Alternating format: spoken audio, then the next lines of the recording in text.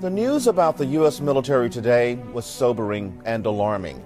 A study found that about 1 in 5 U.S. troops, 1 in 5 soldiers, 31% of returning veterans, 20% of active duty soldiers, 770,000 men and women in total, is suffering from major depression or post-traumatic stress from service in Iraq and Afghanistan.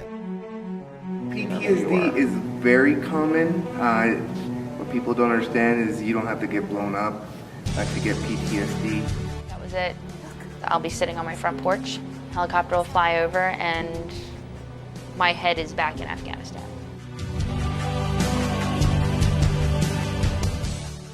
Stigma is about the personalities and behaviors of soldiers, and the prevalence of PTSD in the military can contribute to how civilians treat returning service members, as well as shaping how service members view themselves. Studies on self-fulfilling prophecies have demonstrated the link between a person's expectations and attributions and the subsequent dissonance and differential treatment which can follow in the person being targeted. These factors seem important in constructing the stigma surrounding PTSD in the military, where one person's attitudes and expectations about the other person may influence the believer's actions, which in turn may induce the other person to behave in a way that confirms the original false definition. Interactions between people are shaped by social perceptions. When you meet someone, you immediately begin to form perceptions of them based in part on your observations of them or things you've heard about them. Stigmas play an important role in the formation of these social perceptions. Our knowledge of others informs our expectations about how they will act and shapes the way we judge their actions. John Darley and Paget Gross demonstrated the profound effect that expectations about others can have on our perceptions of their behavior. In their 1982 study, they asked participants to view a video of a 4th grade girl responding to achievement test problems and evaluate her academic ability. Before viewing this video, participants watched a background video that depicted the girl as living either in an urban, low-income area or a middle-class suburban setting. This contextual video had a profound effect on how the participants judged the academic performance of the girl. When they thought that she was from a poor background, they interpreted her performance as being below average, but when they thought she was from a more affluent background, they interpreted her performance as above average.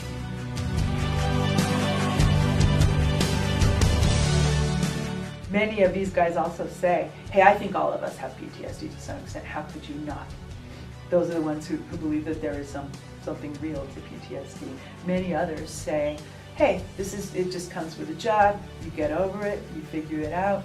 And I think that anyone who's claiming PTSD is faking it. I think it's the stigma of the Army. You always want to be strong, and we get classes on it and be like, you don't have to be strong, but a lot of soldiers still think they're too like manly to get that help.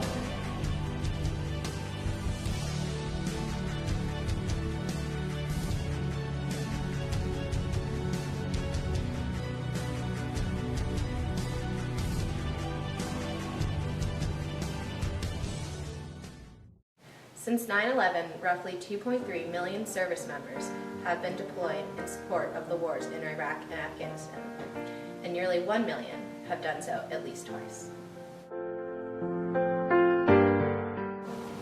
As a result of the multiple deployments and hardships associated with Afghanistan and Iraq, large swaths of the military, especially our ground combat forces and their families, are under extraordinary stress.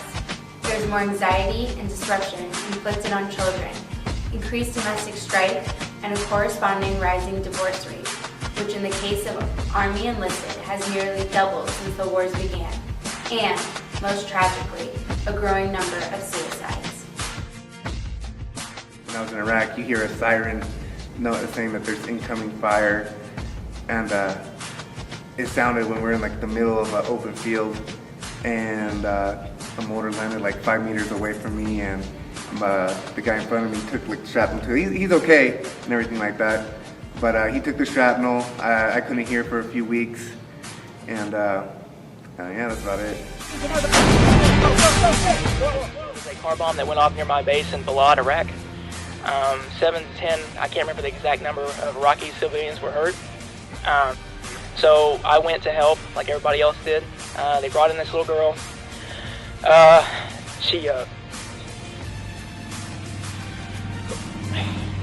was the same age as my oldest daughter, and she is. It's been 2 years since I gave the dog about it. She was really badly hurt, and that has stuck with me ever since.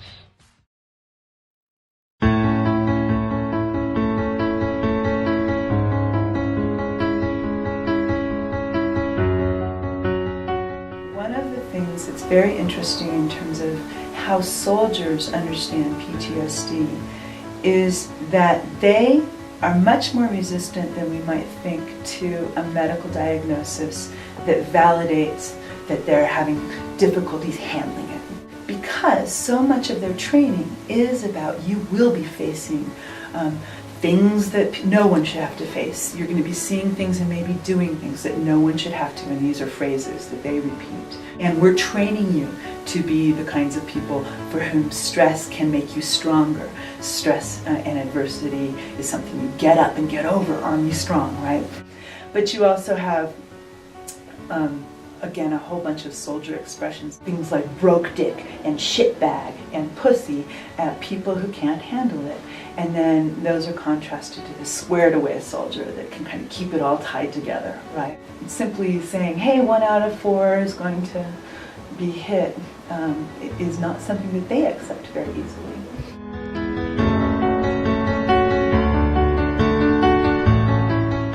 I don't think there's not too many barriers on getting help, but I think soldiers are kind of reluctant to get that help, kind of shy or embarrassed or something like that.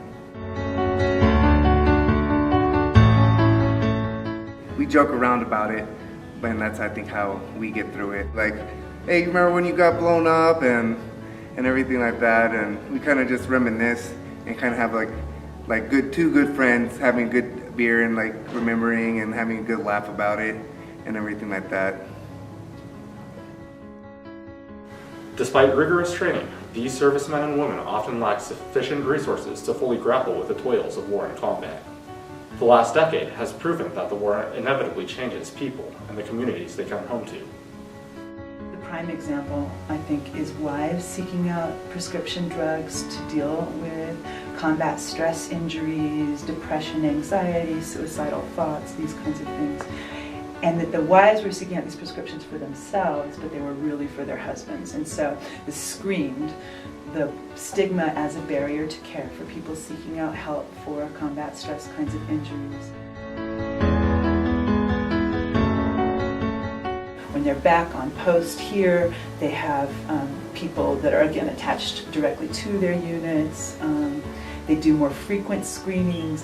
They admonish the soldiers, hey, if you check no, no, no, no, no on all these boxes because you want to go on your 30-day block leave after a deployment, and then when we check you again in 3 months and you say no, no, no, no, no because you're afraid your buddies won't respect you, you have to go off and talk to the counselor, and there is a lot of that kind of taunting attitude around these things, then we won't be able to give you these kinds of benefits down the road if you do develop greater problems, so you need to be straightforward.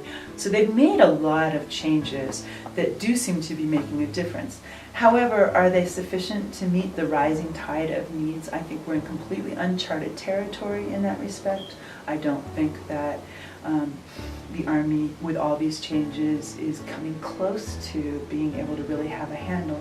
And the bottom line is these kinds of repeat deployments mean that a lot of soldiers talk about not being able to ramp down. You don't want to lose your hypervigilance. You don't want to lose your hair trigger responses if you know that you're going to need those to survive or to protect your buddy on the next deployment.